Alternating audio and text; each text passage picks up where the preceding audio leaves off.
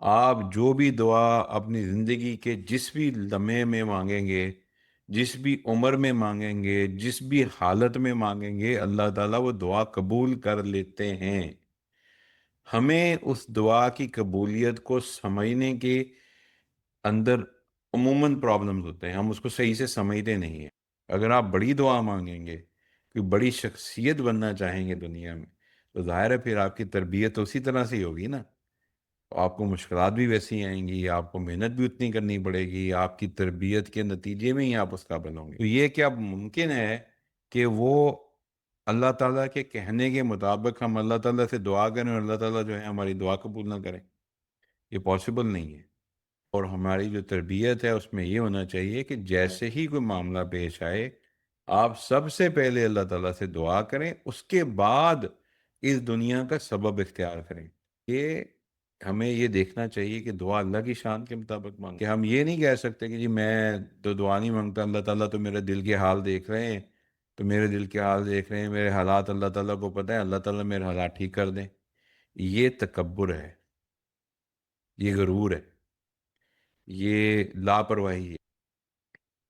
ہم سب زندگی میں مختلف مراحل کے اندر کسی نہ کسی مشکل کا شکار ہوتے ہیں۔ زندگی میں ہم کہیں نہ کہیں کسی نہ کسی پریشانی کا مقابلہ کر رہے ہوتے ہیں۔ ہمارا بعض اوقات جاب کے پرابلمز ہوتے ہیں، بعض اوقات کاروبار کے پرابلمز ہوتے ہیں، بعض اوقات جو ہے ہمارے صحت کے پرابلمز ہوتے ہیں، بعض اوقات اولاد کے پرابلم ہوتے ہیں۔ اسی طرح سے بعض اوقات ہمیں بہت ساری خوشیاں بھی اللہ تعالیٰ دیتے ہیں، اور ان خوشیوں کا شکر بھی ادا کرنے کے لیے اللہ تعالیٰ کی طرف سے ہمیں توفیق مانگنی چاہیے۔ تو ان سب چیزوں کو اس زندگی میں گزارنے کے لیے، ہم ان مشکلات سے نجات پانے کے لیے اور کامیابی کے حصول کے لیے ہم مختلف طریقے اختیار کرتے ہیں۔ ہم دنیاوی معاملات میں حالات کی بہتری کے لیے محنت بھی کرتے ہیں، اور اس کے ساتھ ساتھ ہم مختلف عبادات بھی کرتے ہیں، ذکر اذکار بھی کرتے ہیں، نمازیں بھی پڑھتے ہیں، تہجد بھی پڑھتے ہیں۔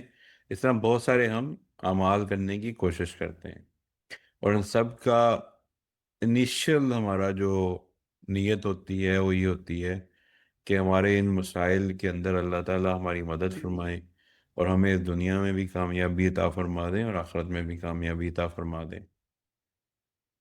تو ان ساری عبادات میں جو سب سے امپورٹنٹ عبادت ہے، اور جو بہت ہی اہم عبادت ہے لیکن بہت آسان عبادت ہے، اس کو ہم موسٹلی اگنور کر دیتے ہیں۔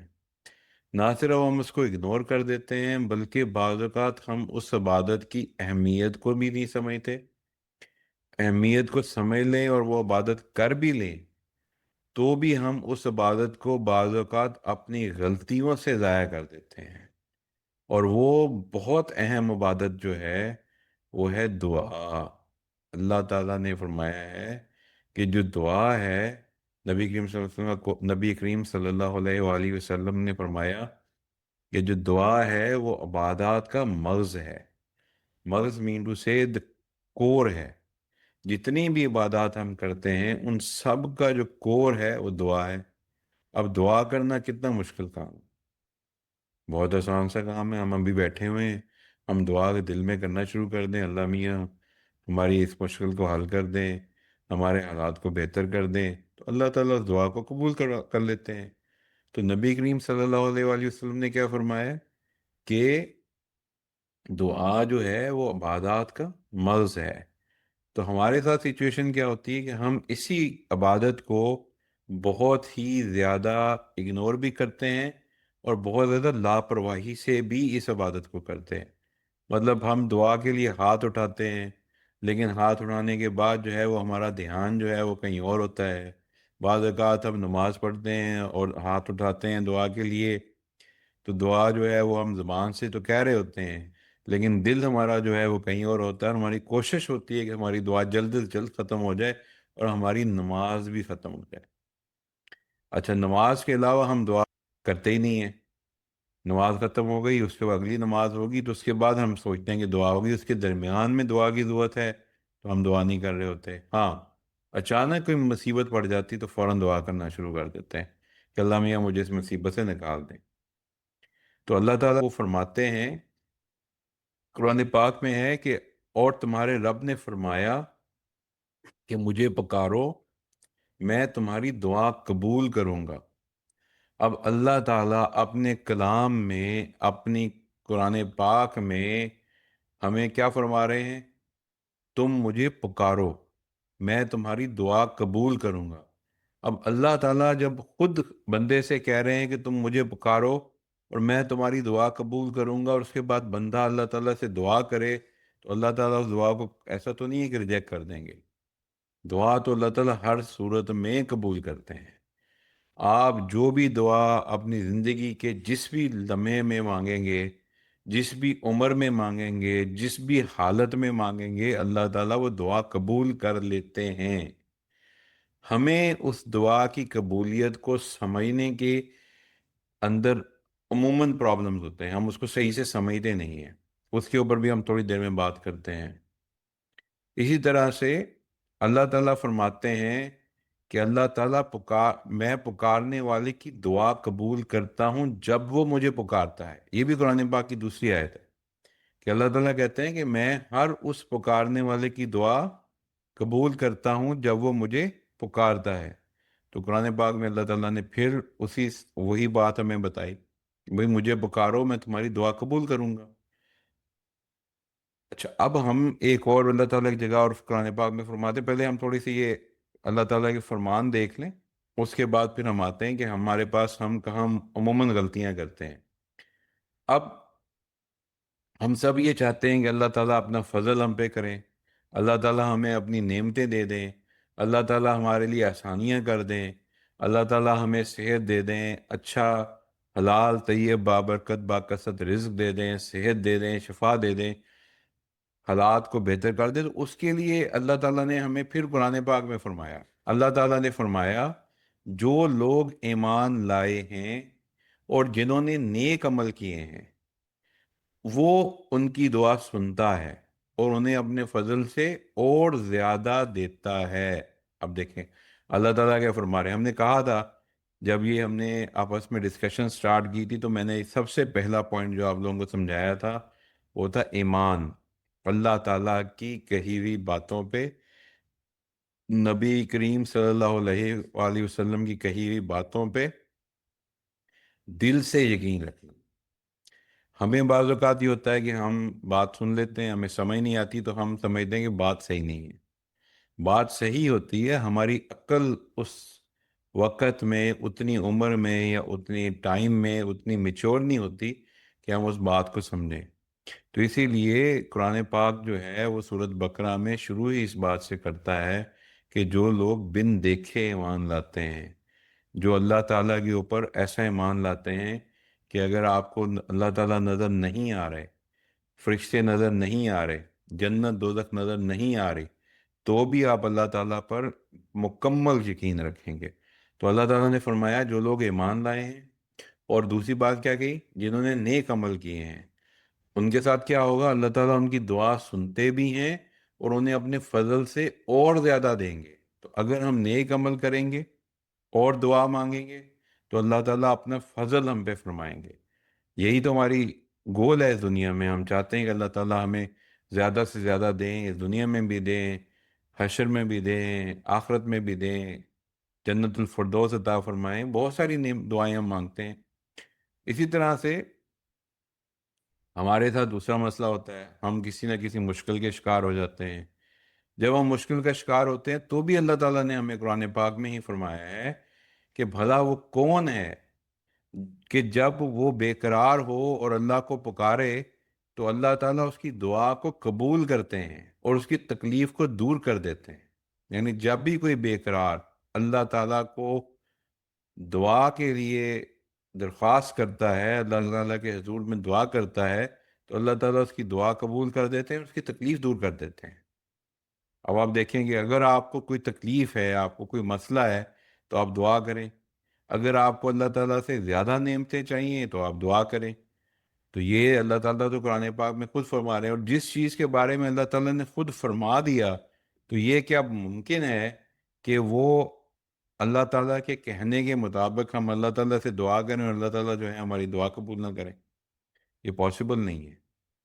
ہم جو بھی دعا کرتے ہیں اللہ تعالیٰ اس کو 100% قبول کر دیتے ہیں۔ اب اس میں علماء کرام فرماتے ہیں کہ دعا کی قبولیت کے عموماً عام طور پر جو ہے 3 سچویشنز ہوتی ہیں۔ جیسے ہی ہم کوئی دعا کرتے ہیں اللہ تعالیٰ وہ من و ان قبول کر دیتے ہیں، یعنی جیسے ہم نے مانگی ویسے ہی آپ کی دعا ویسے ہی قبول ہو گئی۔ اور اگر اس حالت میں قبول ہونا ہمارے حق میں بہتر نہیں تھا تو دعا تو اللہ پھر بھی قبول کر لیں گے، لیکن اگر وہ رزلٹ اس کا اللہ تعالیٰ ہمیں دے دیں تو ہمارے لیے وہ بہتر نہیں ہے، کیونکہ اللہ تعالیٰ کو اپنے علم سے، اپنی قدرت سے، اپنی شان سے تو پتہ ہے نا کہ اس کا جو رزلٹ ہم مانگ رہے ہیں وہ ہمارے لیے بہتر ہے یا نہیں بہتر ہے۔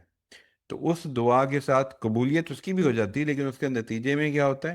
اللہ تعالیٰ ہم پہ آنے والی کسی برائی کو، کسی وبال کو، کسی پریشانی کو دور کر دیتے ہیں جو ہمیں فیوچر میں آنے والی ہوتی ہے۔ اللہ تعالیٰ ہماری دعا کے نتیجے میں اس پریشانی کو دور کر دیتے ہیں۔ مثال کے طور پر چھوٹا بچہ ہے، وہ کہتا ہے میں نے آگ سے کھیلنا ہے۔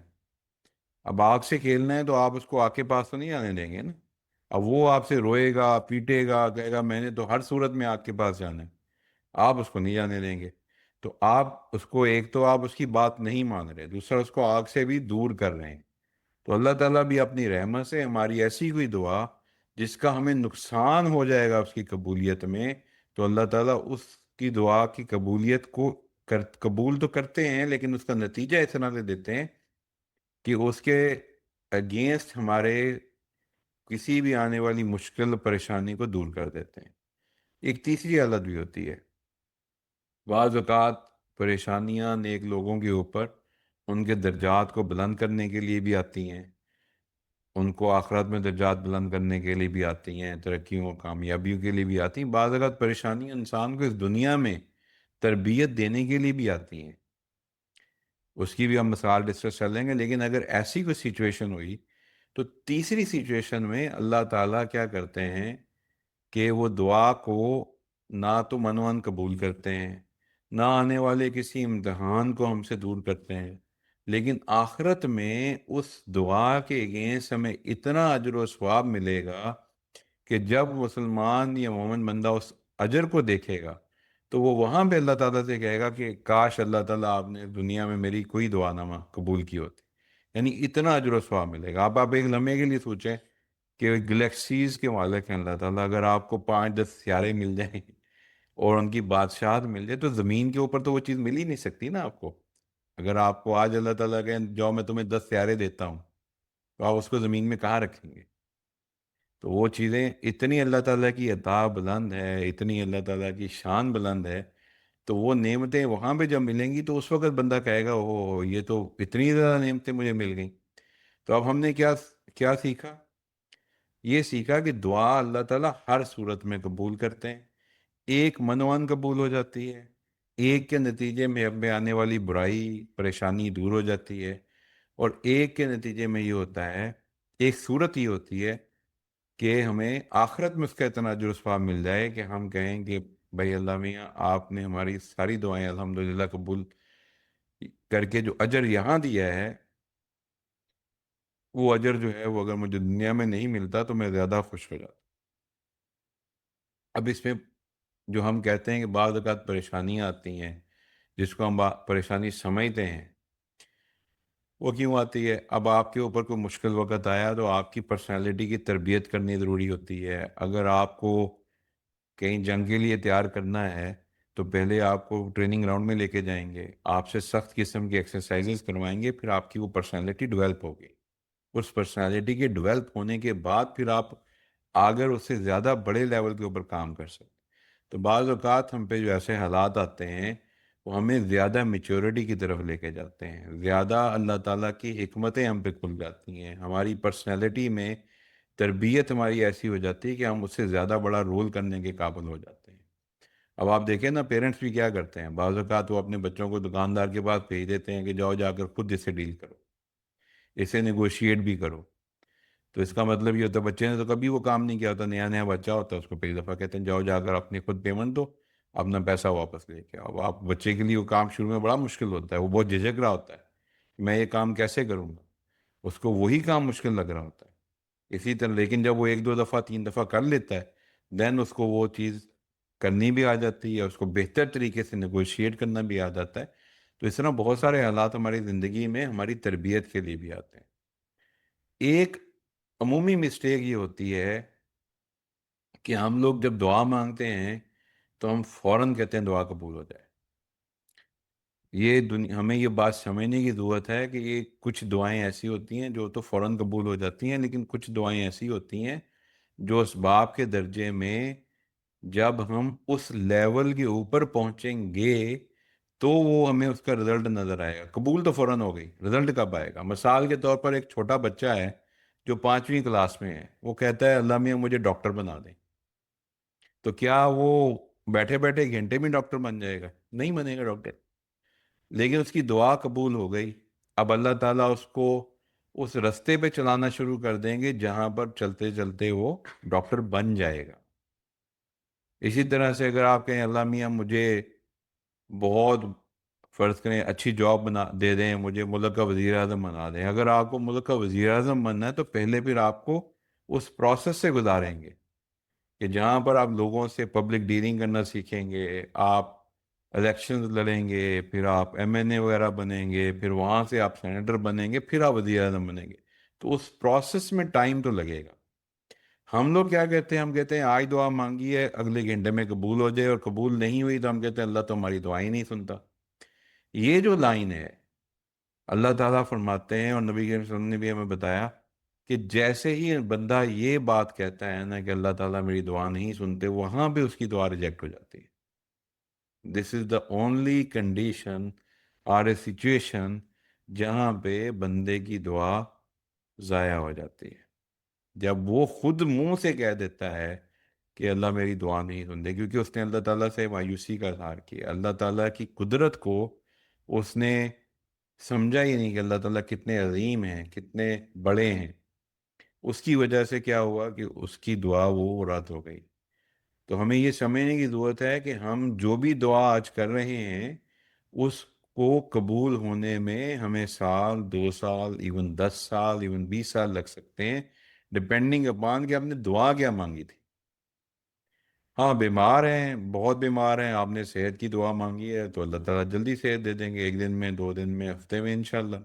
لیکن اگر وہی بیماری بھی اللہ والے کہتے ہیں اور ہمیں پتہ بھی ہے بیماری بھی اللہ تعالیٰ کی نعمت ہے، تو دعا یہ کرنی چاہیے کہ اللہ تعالیٰ ہمیں بیماری کی نعمت سے صحت کی نعمت پہ بدل دیں، اس کو صحت کی نعمت عطا کر دیں، کیونکہ بیماری بھی آپ کی درجات کو بڑھاتی ہے، اللہ تعالیٰ کی قرب کے منازل کو طے کرواتی ہے، اوپر لے کے جاتی ہے.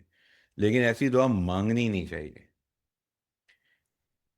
اسی طرح جس طرح ایک صحابی تھے، وہ ایک دفعہ جو ہے نبی کریم صلی اللہ علیہ وآلہ وسلم نے دیکھا کہ وہ بہت کمزور ہوئے ہیں، اور اتنے کمزور ہیں تو نبی کریم صلی اللہ علیہ وآلہ وسلم نے کہا کہ آپ بتائیں کہ آپ کی یہ حالت کیوں ہوئی ہے.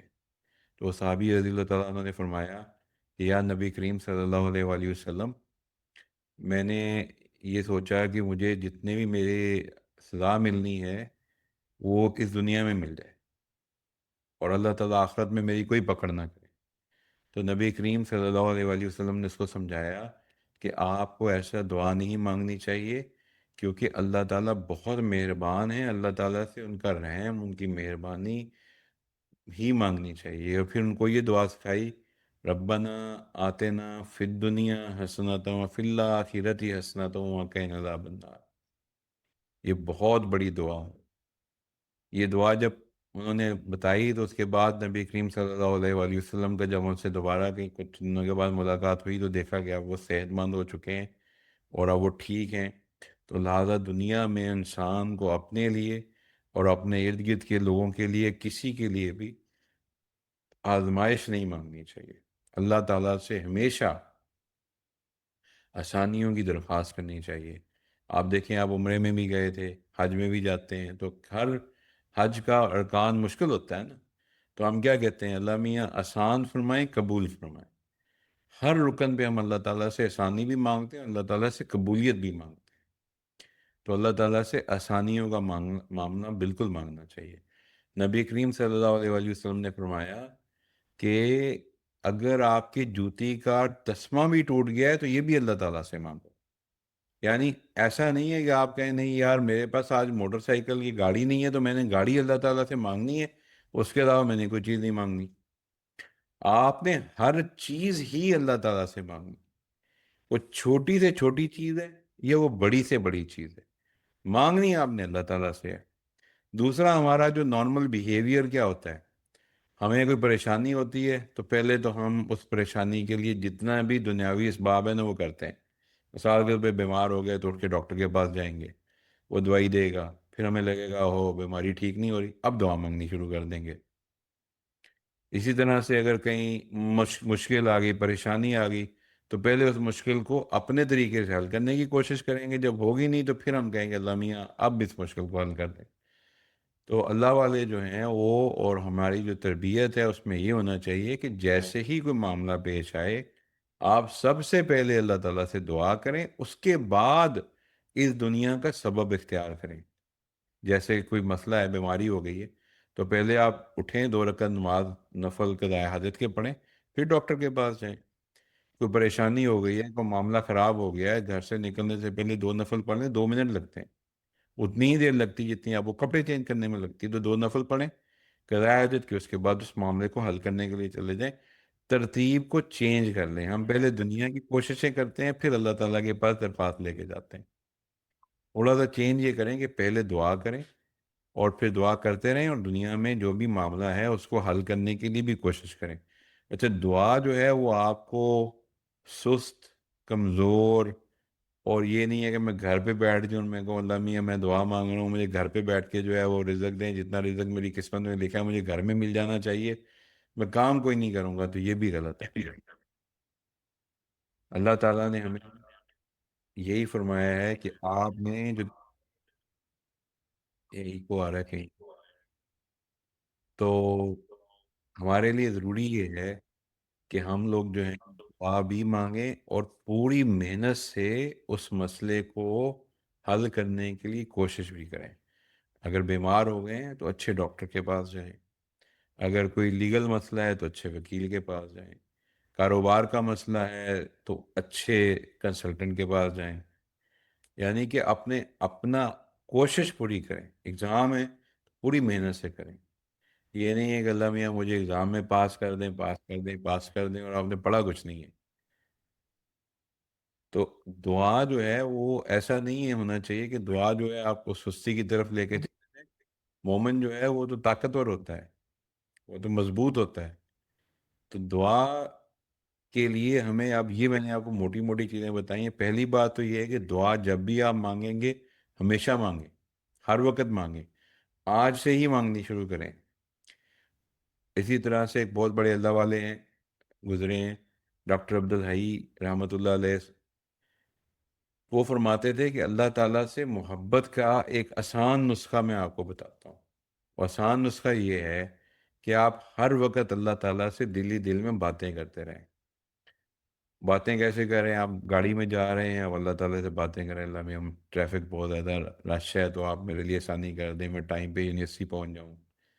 अब मे अब मेरा टीचर आ गया, ये मुझे जो पढ़ा रहा है मुझे इसकी बातें अच्छे से समझ में आ जाएं, इसलिए मैं वापस आ रहा हूँ तो मैं कहूँ अल्लाह में मैं हिफाजत से घर पहुँच जाऊँ। इस तरह आप हर वक्त, अब ये कि आप जो बात कह रहे हैं ये सारी बातें हैं क्या हैं? ये सब बातें दुआएं हैं। जितनी आप दुआएं करेंगे अल्लाह ताला को उतना ही आपसे मोहब्बत भी होगी इसमें, क्योंकि आप अल्लाह ताला को की अजमत को तस्लीम कर रहे हैं और आप कह रहे हैं कि हाँ मेरा हर मसला अल्लाह ताला ने ही हल करना।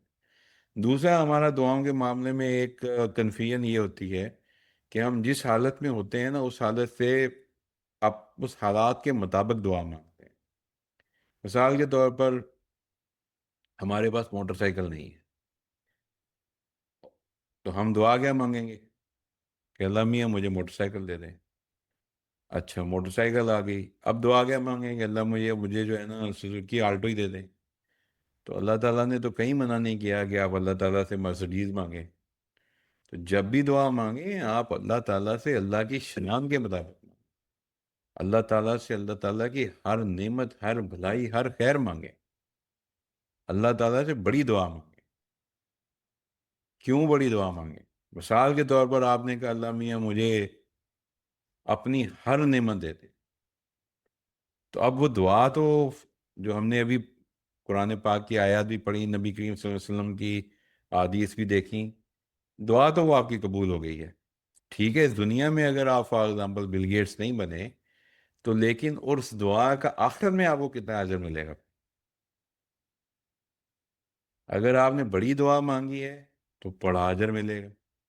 تو اسی لیے جب بھی بات دعا مانگیں، ہمارا جو ہے ایک فارم ہوتا ہے، ہم کہتے ہیں اللہ میاں میرے 2 فارم کر دیں۔ ہم یہ نہیں کہتے اللہ میاں مجھے 100 فارم کر دیں۔ ہماری ایک دکان ہوتی ہے، ہم کہتے ہیں اللہ میاں مجھے نا 10 جگہوں پہ 10 شہروں میں میری دکان جو ہے وہ پھیل جائے۔ ہم یہ نہیں کہتے کہ پوری دنیا میں اس کی چین پھیل جائے۔ تو بھائی بڑی دعا مانگو، کیونکہ آپ جس سے مانگ رہے ہو وہ تو ہر دعا قبول کر سکتے ہیں، اور وہ کہتے ہیں کہ مجھ سے دعا مانگو میں تمہاری دعا قبول کروں گا۔ پھر وہ اس کے اچھا اب دعا کا بھی تعلق جو ہے وہ اسی طرح سے ہے، جس طرح سے آپ نے ایک ریکویسٹ کی، اللہ تعالیٰ نے آپ کی ریکویسٹ کے against soft where command execute کر دی کہ آپ کی دعا قبول ہے۔ اس کے بعد پھر آپ کے جو حالات ہیں آپ کی زندگی کے، وہ آہستہ آہستہ ویسے ہی تبدیل ہونے شروع ہو جائیں گے، جس کے نتیجے میں آپ کو وہ نعمتیں مل جائیں گی۔ اس کے لیے آپ کو فزیکلی بھی تیار کیا جائے گا، آپ کو مشکل چیزوں سے بھی گزارا جائے گا، آپ کو تعلیم و تربیت کے ایسے موقع بھی دیے جائیں گے جہاں سے ہم اس قابل ہو جائیں کہ ہم وہ صلاحیت حاصل کر لیں۔ اس کی میں ابھی ایک واقعہ دیکھ رہا تھا کہ سلطان صلاح الدین ایوبی، ان کے فادر نے دعا مانگی کہ اللہ تعالیٰ مجھے ایک ایسا بیٹا دے جو جب دنیا میں آئے تو وہ بیت المقدس کو آزاد کرے۔ اسی طرح سے ان کی والدہ نے بھی یہ دعا مانگی تھی۔ اللہ تعالیٰ نے، اور یہ شادی سے پہلے دونوں دعا مانگتے تھے، تو پہلے تو اللہ تعالیٰ نے ان دونوں کی آپس میں شادی کروا دی۔ والدہ بہت غریب تھیں، والد وزیر تھے، شادی ہو نہیں سکتی تھی، لیکن حالات ایسے بنے شادی ہو گئی۔ شادی ہونے کے بعد ان کے اوپر مشکلات بھی آئیں۔ جس ریاست میں تھے، جس دور میں تھے، وہاں سے ان کے والد کو ہٹا دیا گیا، تو وہ پھر زنگی سائٹ پہ چلے گئے۔ تو اب دیکھنے میں تو بڑی مشکل آئی تھی، لیکن مشکل آنے کا نتیجہ کیا ہوا کہ ان کے والد کی اور ان کے والد کے نیچے ان کے بیٹے کی تربیت ایسی ہوتی رہی، اس کو وہ حالات ملنے شروع ہو گئے کہ وہ جا کر آخر میں کئی سالوں کے بعد انہوں نے سلطان صلاح الدین ایوبی نے پھر بیت المقدس کو آزاد کروا لیا۔ وہ دعا کی قبولیت ہی تھی جس کے نتیجے میں ان کی زندگی میں اچھا وقت بھی آیا، مشکلات بھی آئیں، پریشانیاں بھی آئیں، ساری ان کی تربیت کے لیے تھیں، اور ان سارے اچھے اور مشکل حالات ان کو اسی ڈائریکشن میں ہی لے کے جا رہے تھے۔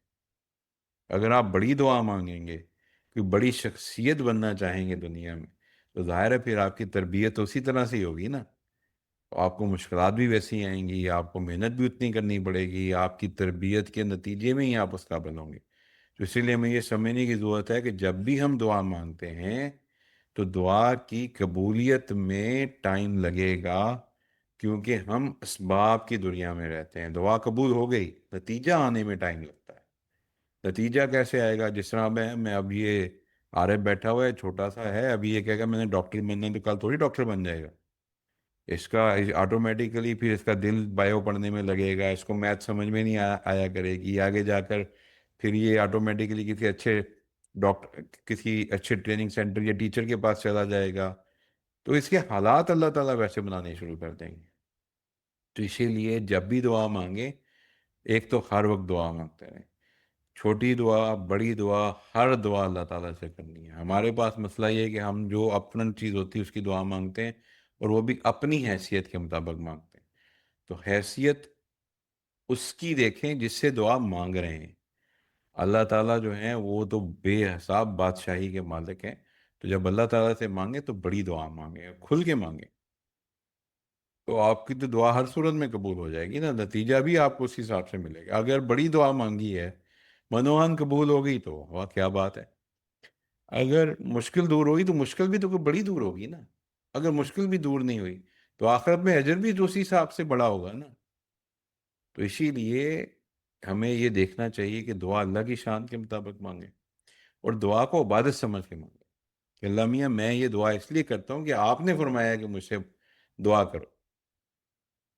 ہم اتنے کمزور ہیں کہ ہم یہ نہیں کہہ سکتے کہ جی میں تو دعا نہیں مانگتا، اللہ تعالیٰ تو میرے دل کے حال دیکھ رہے ہیں، تو میرے دل کے حال دیکھ رہے ہیں، میرے حالات اللہ تعالیٰ کو پتہ ہے، اللہ تعالیٰ میرے حالات ٹھیک کر دیں۔ یہ تکبر ہے، یہ غرور ہے، یہ لاپرواہی ہے۔ ایسا اللہ تعالیٰ نے ہمیں نہیں کہا کہ آپ جو ہے یہ کہیں جی کہ اللہ تو دیکھ رہا ہے نا، وہ ٹھیک کر دے گا۔ اللہ تعالیٰ تو آپ سے کہہ رہے ہیں کہ مجھے پکارو میں تمہاری دعا قبول کروں گا، ہر پکارنے والے کی میں دعا قبول کرتا ہوں، اور جو بھی نیک عمل کرتے ہیں میں ان کو اپنے فضل سے زیادہ دیتا ہوں، جو بے قرار ہیں میں ان کی دعا قبول کرتا ہوں۔ نبی کریم صلی اللہ علیہ وآلہ وسلم کہہ رہے ہیں کہ دعا جو ہے وہ آپ کی عبادت کا مغز ہے، سینٹر ہے، کور ہے۔ تو اس کے بعد ہم دعا سے لاپرواہی نہیں کر سکتے۔ اچھا، جس چیز کی نا جتنی بڑی ایڈوانٹیج ہوتا ہے نا، اس چیز کو نہ کرنے کا اتنا ہی بڑا ڈس ایڈوانٹیج بھی ہوتا ہے۔ دیکھیں مثال کے طور پر آپ کہیں گے میں نے وزیر اعظم بننا ہے، اب نہیں بنے گا تو ظاہر ہے پھر آپ اتنا ہی بڑا لاس ہے نا۔